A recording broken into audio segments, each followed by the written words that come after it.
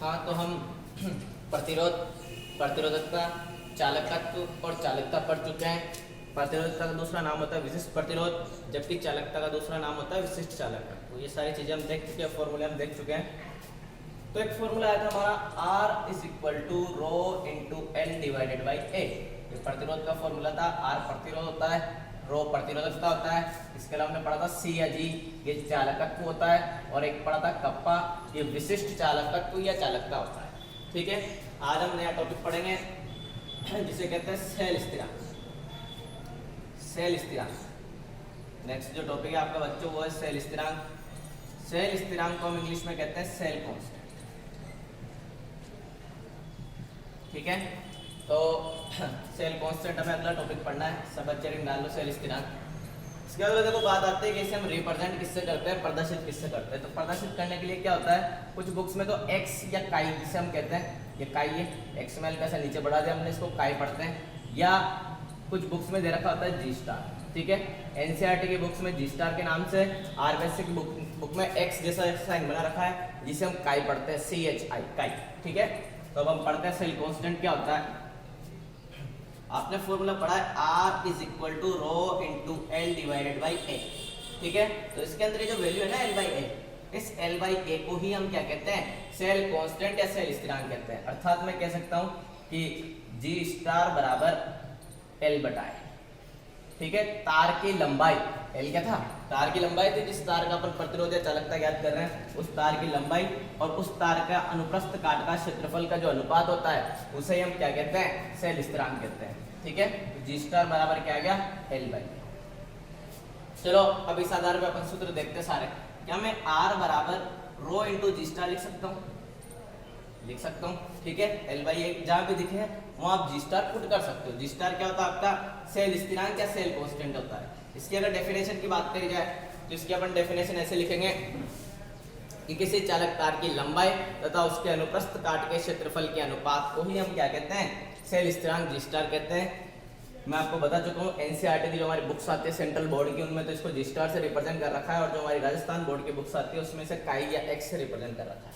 ठीक है, R = क्या होता है, ρ L/A होता है। L/A ही क्या है आपका, G स्टार है। ठीक है, जिसे अपन काई भी कहते हैं। R = ρ × G स्टार लिख सकते हैं। और फॉर्मूला बताओ, हाँ कप्पा का क्या फॉर्मूला बना था हमारे पास। ठीक है, रटने की कोई जरूरत नहीं, चलो यहाँ से निकालते अपन। रो का फॉर्मूला क्या हो जाएगा, ρ = R × A / L। ठीक है, और हमने पढ़ा है कि रो का उल्टा ही कप्पा होता है, तो L/RA।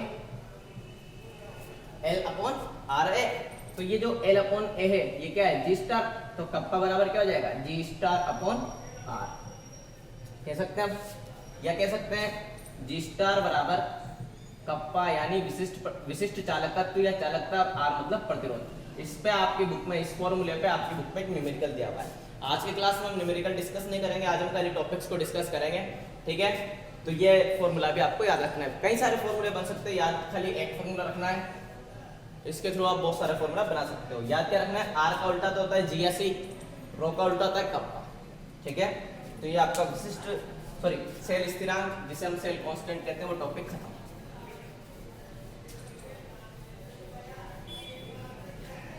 तो अगला हेडिंग है आपका मोलर चालकता।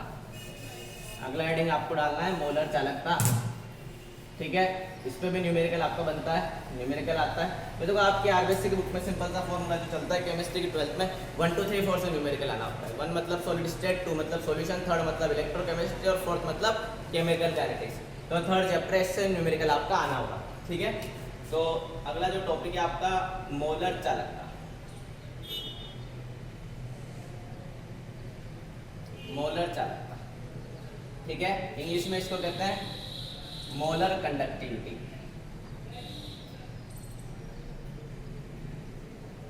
क्या कहते हैं, मोलर कंडक्टिविटी। ठीक है, इसको रिप्रेजेंट करते हैं अपन लैम्बडा एम से। ठीक है, लैम्बडा मतलब कंडक्टिविटी हो गया एक तरह से, और एम मतलब क्या हो गया, मोलर। ठीक है, मोलरता के लिए अपन इसकी बात कर रहे हैं, तो लैम्बडा एम से हम इसको रिप्रेजेंट कर देते हैं। ठीक है, अब बात आती है कि होता क्या है मोलर कंडक्टिविटी। कंडक्टिविटी मतलब चालकता, और चालकता क्या होता है, कप्पा।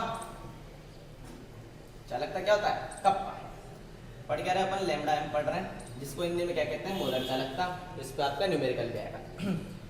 इकाई मोलर विलयन की, इसके इकाई मोलर विलयन की जो चालकता होती है उसे ही अपन क्या कहते हैं, मोलर चालकता कहते हैं। अर्थात लेमड़ा m बराबर कप्पा बटा m। m क्या होता है, मोलरता। m क्या होता है, मोलरता होता है। ठीक है, ये चीज आपको याद रखनी है। चलो एक चीज हम मिस कर गए, अभी अपन ने पढ़ा था सेल कांस्टेंट जी स्टार, इसका सूत्र होता है L बटा A। ठीक है, तो इस अगर मैं आपसे पूछूं जी स्टार की इकाई क्या होगी तो क्या होगी, L की इकाई होती है मीटर, क्षेत्रफल एरिया के इक्वायर होते हैं मीटर स्क्वायर, ये ऊपर जाके 1 मीटर से 1 मीटर कैंसिल, नीचे 1 मीटर बचा और यूनिट हो जाएंगे मीटर इनवर्स या सेंटीमीटर इनवर्स। ठीक है, तो लैम्डा m जो हमने निकाला, मोलर चालकता जो निकाला वो क्या निकाला, कप्पा बाई m आया। ठीक है, तो समझ में आगे बात, कुछ नहीं करना, आपकी जो चालकता है विशिष्ट चालकत्व या चालकता जो है आपकी कप्पा, उसमें आपको मोलरता का भाग देना है। ठीक है, जैसे आपका कोई विलयन है, मैं देखो आपके जो चालक होते हैं ना, केमिस्ट्री में साइंस में चालक होते हैं 2 प्रकार के होते हैं।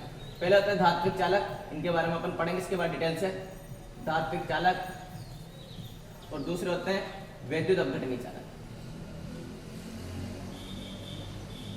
वैद्युत अपघटनीय चालक, तो ये जो कॉन्सेप्ट है मोलर चालकता, ये धात्विक चालकों के लिए लागू नहीं होता है, खाली विद्युत अपघटनीय चालकों के लिए लागू होता है। ठीक है, समझ में आ गई बात। तो अपने को क्या करना है, विद्युत अपघटनीय चालक में क्या होता है, लिक्विड्स होता है, जैसे NaCl का विलयन हो गया, CaCl2 का विलयन हो गया।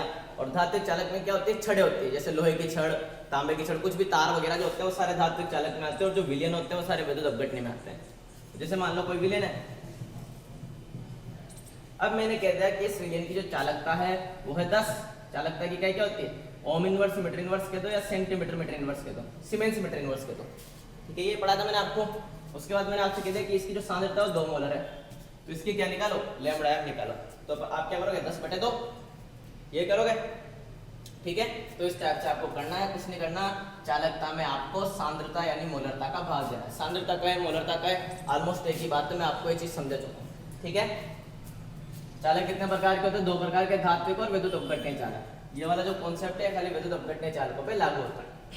ठीक है, अब देखो अपने को क्या करना है आगे, इसकी इकाई निकालनी, यूनिट निकालनी, इसकी यूनिट निकालनी। यूनिट निकालनी किसकी, लैम्डा m, जो किसके लिए रिप्रेजेंट कर रहे हैं अपन, मोलर चालकता के लिए रिप्रेजेंट कर रहे हैं। ठीक है, तो कप्पा की इकाई क्या होती है, सीमेंस इनटू मीटर इनवर्स, और मोलरता की इकाई क्या होती है, मोल प्रति लीटर, मोल इनटू लीटर की घात -1। ठीक है, तो इसकी इकाई क्या हो जाएगी, अब देखो यहाँ मीटर में, यहाँ आयतन लीटर में, तो आयतन जो लीटर में उसको अपन मीटर में बदल सकते हैं।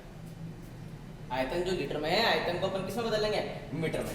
अब आप जानते हो कि 1 लीटर बराबर क्या होता है, या अभी खाली यूनिट का कन्वर्जन करता है।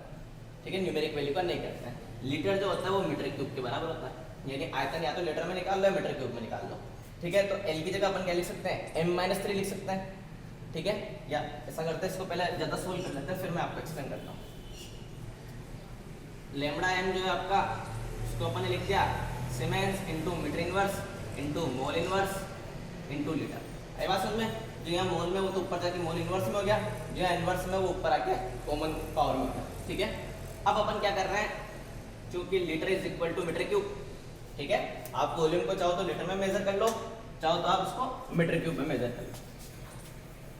समझना बात को मैं थोड़ा ध्यान से, इसमें न्यूमेरिकल आता है क्योंकि।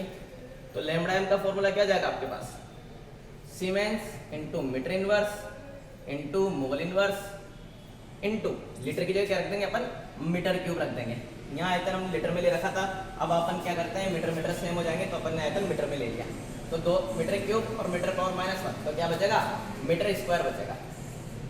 सीमेंस इनटू मीटर स्क्वायर बचा इन दोनों को सोल्व करने के बाद, और पीछे क्या है, मोल इनवर्स। तो ये आपकी इकाई होती है किसकी,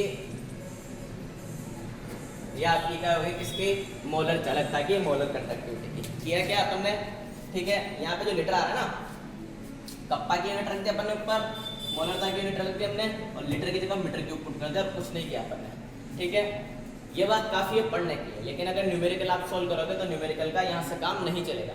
क्यों, ठीक है, ये हो गया। तो हमने फॉर्मूला लिखा था lambda m is equal to kappa by, ये लिखा था। अब हम क्या कर रहे हैं, मोलरता जो है उसको लीटर में लेकर मीटर क्यूब में ले रहे हैं। और एक चीज हमेशा माइंड में फिट रखना, 1 लीटर जो होता है वो 10 की घात -3 मीटर क्यूब के बराबर होता है। इसके बराबर होता है 10 की घात -3 मीटर क्यूब के बराबर होता है। ठीक है, तो अपन क्या करते हैं, इसकी जगह अपन क्या करने वाले हैं, यूनिट इसका ऐसे कुछ आई थी हमारी, कप्पा क्या हो गई थी, सीमेंस इनटू मीटर इनवर्स, और इसकी क्या हो गई थी, मोलरता की मोल पर लीटर, मोल इनटू लीटर इनवर्स, जिसे अपन ने सिंपलीफाई करके इस फॉर्म में लिख लिया था, siemens into metre inverse into mole inverse into metre cube. Sorry, अभी तो लीटर लिखा है ना अपन ने शुरू में, इनटू लीटर। अब लीटर की जगह अपन क्या रखेंगे, 10⁻³ मीटर क्यूब।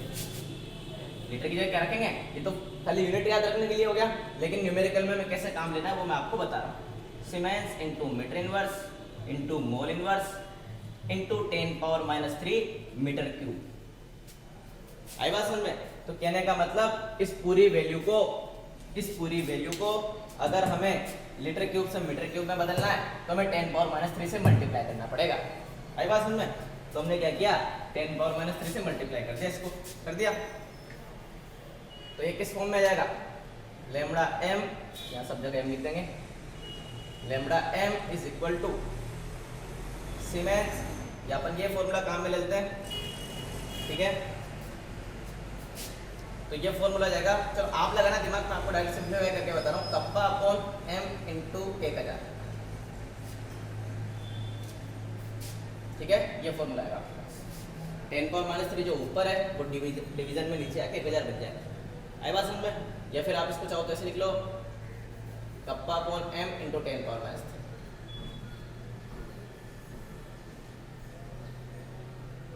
यहाँ आपने क्या किया, यदि आयतन किसमें हो, मीटर क्यूब में, यदि आयतन मीटर क्यूब में हो। अब क्या होता है भाई, इस टाइप से हमने कोई बीकर ले लिया, बीकर में कोई विद्युत अपघट्य भर दिया। विद्युत अपघट्य आप अच्छी तरह जानते हो, इक्विलिब्रियम वाले चैप्टर में आपको पढ़ा। ठीक है, विद्युत अपघट्य जो भर दिया, इसमें क्या होता है, 2 प्लेटें लगाते हैं, एक प्लेट को एनोड कहते हैं, दूसरी प्लेट को कैथोड कहते हैं। ठीक है, तो इन दोनों के बीच जो डिस्टेंस है वो कितनी होगी, मीटर में तो नहीं होगी, सेंटीमीटर में होगी। तो अपन क्या करेंगे, अपन चाहेंगे कि यहाँ जो आयतन हमने मीटर क्यूब में लिया है वो सेंटीमीटर क्यूब में आ जाए। किसमें आ जाए, सेंटीमीटर क्यूब में। ठीक है, और सेंटीमीटर क्यूब में बदलने के लिए अपन क्या करते हैं, lambda m is equal to kappa by m 10⁻³। यहाँ मीटर स्क्वायर था याद है, तो इसको अपने किसमें बदलना है, सेंटीमीटर स्क्वायर में। ठीक है, तो आप क्या करोगे, इसको 10⁻6 से मल्टीप्लाई कर दोगे। ठीक है, आप दिमाग लगाओ, मुझे कमेंट बॉक्स में पूछो फिर कैसे हुआ ये। ठीक है, तो आपको जो रिजल्ट मिलेगा, kappa by m into 1000 lambda m, कब, यदि आयतन सेंटीमीटर क्यूब में हो, तब ये फॉर्मूला लगाना है। मीटर क्यूब में हो तब ये लगाना है, सेंटीमीटर क्यूब में हो तब ये लगाना है, और ये डायरेक्ट लगा दो आप कब, जब लीटर में हो। लेकिन आपको न्यूमेरिकल में ये वाला फॉर्मूला काम है। ठीक है, थोड़ा दिमाग लगाओ, थोड़ा करो। आज का थोड़ा सा जो टॉपिक था हल्का सा टफ था, देखते हैं अगला टॉपिक थोड़ी देर बाद।